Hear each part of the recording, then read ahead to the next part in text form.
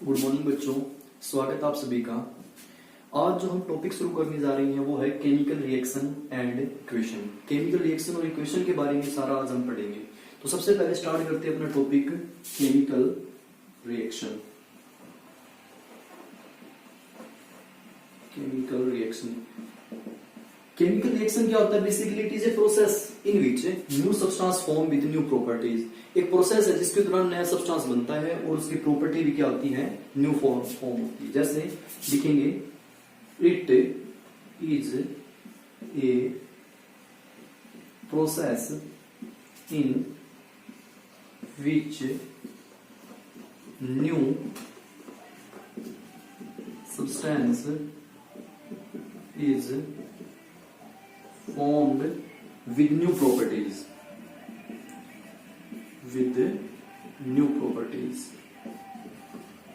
तो देखो डेफिनेशन क्या लिखी हमने, इट इज ए प्रोसेस, ये वो प्रोसेस है in which new substance is form, जिसमें नया सब्सटेंस बनता है विद न्यू प्रॉपर्टीज और नई प्रॉपर्टीज के साथ। एग्जांपल लेते हैं केमिकल रिएक्शन के, आपके डेली लाइफ के एग्जांपल, जैसे डाइजेशन ऑफ फूड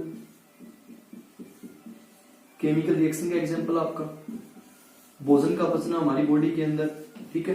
दूसरा एग्जांपल लेते हैं formation of curd from milk, दूध का दही में बदलना, यह भी आपका केमिकल रिएक्शन का एग्जांपल है। थर्ड एग्जांपल आपका respiration,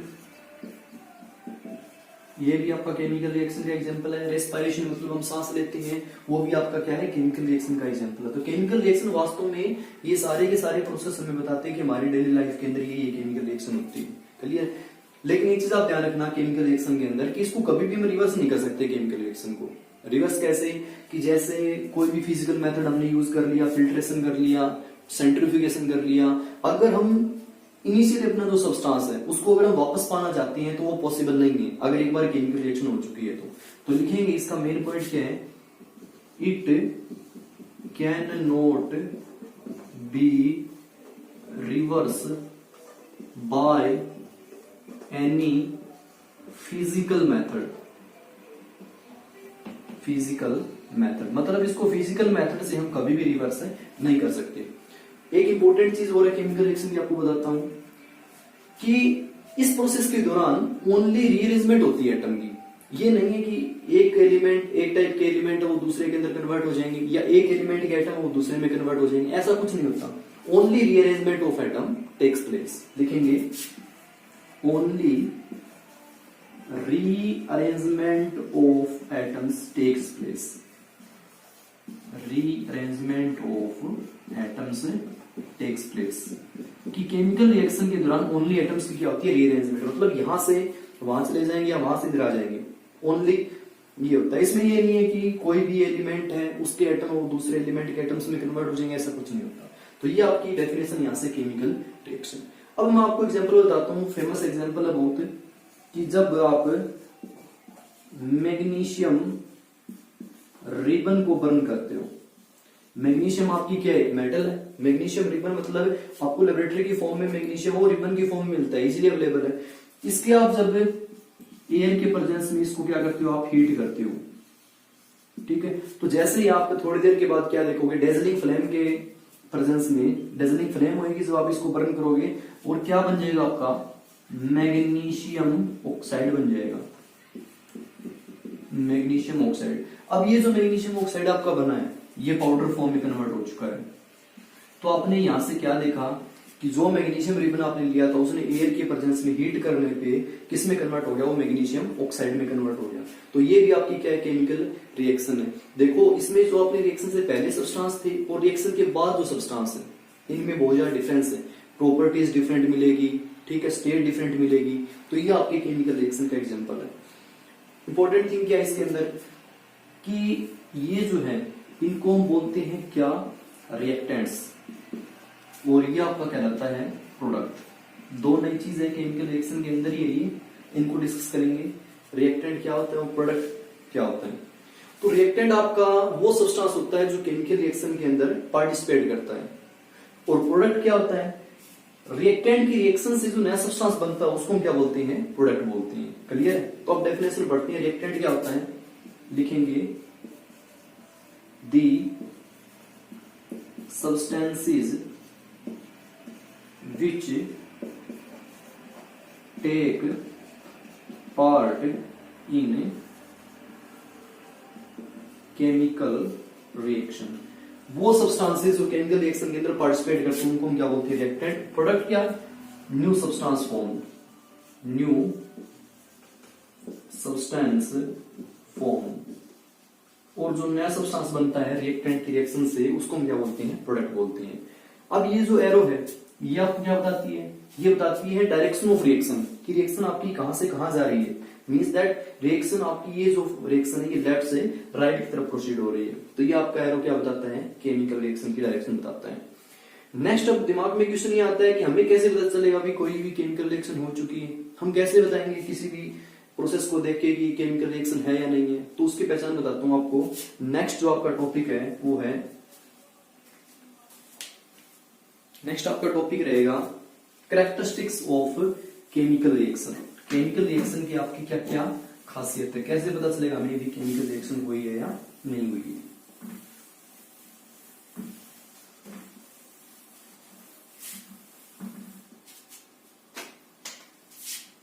chemical reaction involve, chemical reaction involve मतलब केमिकल रिएक्शन के अंदर क्या क्या होता है। तो देखो बच्चों, सबसे पहले केमिकल रिएक्शन की पहचान क्या है, change in state. Change in state कहीं भी आपको दिख जाए तो मतलब केमिकल रिएक्शन हुई है। सेकंड क्या पहचान है, चेंज इन कलर। कहीं भी आपको कलर का चेंज दिख जाए तो भी मतलब केमिकल रिएक्शन हुई है। थर्ड आइडेंटिटी क्या है, चेंज इन टेम्परेचर बोल दो या बोल सकते हो आप हीट। हीट चेंज या टेम्परेचर चेंज कहीं भी दिख जाए तो मतलब केमिकल रिएक्शन हुई है। फोर्थ आइडेंटिटी क्या है केमिकल रिएक्शन की, evolution of gas. Evolution of gas, कहीं भी आपको गैस निकलती हुई दिख जाए तो मतलब केमिकल रिएक्शन हुई है। तो ये सारी की सारी आपकी क्या रहेगी, कैरेक्टरिस्टिक्स बोल दो या केमिकल रिएक्शन इन्वॉल्व, ये चेंजेस केमिकल रिएक्शन के अंदर हुए। ठीक है। अब पिछली जो हमने अभी डिस्कस किया था कि मैग्नीशियम रिबन को हमने बर्न किया था, एयर के प्रेजेंस में मैग्नीशियम ऑक्साइड में कन्वर्ट हो गया था। वहां पे कौन सा गैस था इनमें से, वहां ये था कि मैग्नीशियम पहले रिबन की फॉर्म में था और बाद में किस में कन्वर्ट हो गया, पाउडर की फॉर्म में। तो ये चेंज इन स्टेट जो है वो आपका केमिकल रिएक्शन को होने की पहचान बताता है। नेक्स्ट आपका जो टॉपिक है केमिकल रिएक्शन खत्म होने के बाद वो है what is chemical equation. Chemical equation क्या है, केमिकल इक्वेशन क्या है, जो आपने केमिकल रिएक्शन अब तक पढ़ी है उसी की एक शॉर्ट एंड फॉर्म बोल सकते हैं या बोल सकते हैं the symbolic representation of chemical reaction is called chemical equation. Clear है? तो लिखेंगे द सिंबॉलिक, यहां लिख सकते हो फॉर्मूले, सिंबल की फॉर्म में या फॉर्मूले की फॉर्म में, representation of chemical reaction is called chemical equation. देखो डेफिनेशन हमने क्या लिखी है, दी सिंबॉलिक या फॉर्मूले, सिंबल की फॉर्म में बोल दो या फॉर्मूले की फॉर्म में, representation of chemical reaction. Chemical reaction जो होती है उसको आप सिंबल के रूप में या फॉर्मूले के रूप में रिप्रेजेंट करना है, क्या कहलाता है आपका केमिकल इक्वेशन। इसका दूसरा अल्टरनेट क्या लिख सकते हो आप, दी short hand representation of chemical reaction. Short hand representation of chemical reaction, उसको हम क्या बोलते हैं, केमिकल इक्वेशन बोलते हैं। एग्जांपल, जैसे आपने अभी पढ़ा था कि मैग्नीशियम रिबन की फॉर्म में था, ये किसके साथ रिएक्शन कराई आपने, एयर के साथ। क्या किया, इसको हीट किया, किस में कन्वर्ट हो गया ये आपका मैग्नीशियम ऑक्साइड में। ये थी आपकी केमिकल रिएक्शन। अब इसको हम केमिकल इक्वेशन कैसे बनाएंगे, केमिकल इक्वेशन बनाने का तरीका क्या है, मैग्नीशियम का आपका सिंबल होता है क्या, Mg, एयर क्या सिंबल O2। ठीक है। नेक्स्ट है मैग्नीशियम ऑक्साइड, मैग्नीशियम ऑक्साइड होता है MgO। तो देखो यहां से ये अपने पास कंप्लीट इनके वर्ड थे, इन वर्ड्स को हमने क्या बना लिया, सिंबल के रूप में रिप्रेजेंट कर दिया। तो this is called chemical reaction and this is called chemical equation. Clear है बच्चों? तो ये छोटा सा डिफरेंस है केमिकल रिएक्शन और इक्वेशन के बीच में। लेकिन एक चीज इंपॉर्टेंट है केमिकल इक्वेशन की, क्या, इनके साथ आपको स्टेट्स लिखनी होती है। ये जो आपके S मतलब सॉलिड, G मतलब गैस, यहां फिर आपका क्या आएगा, S सॉलिड आएगा। तो ये स्टेट लिखना नहीं भूले, क्योंकि इनकम्प्लीट मानी जाती है जब तक आपको स्टेट का नहीं पता है कि आप जिनकी रिएक्शन करा रहे हो वो किस स्टेट में है और प्रोडक्ट जो आपका फॉर्म हो रहा है वो किस स्टेट में है। तो ये चीज मोस्ट इंपॉर्टेंट है कि आपको स्टेट जरूर लिखनी है इनके साथ, ठीक है। ये S solid, G gas, L4 मतलब लिक्विड। कई जगह आपको ब्रैकेट में लिखा हुआ मिलेगा AQ। AQ means that aqueous, मतलब पानी के अंदर सब्सटेंस को हमने क्या किया है, डिसोल्व किया है। तो ये आपके सारे के सारे केमिकल इक्वेशन के कुछ इंपॉर्टेंट पॉइंट्स हैं, ठीक है। बहुत सारे एग्जांपल हैं। नेक्स्ट हम एग्जांपल डिस्कस करते हैं केमिकल इक्वेशन के। केमिकल इक्वेशन का एक और एग्जांपल बताता हूं आपको मैं। Zinc react with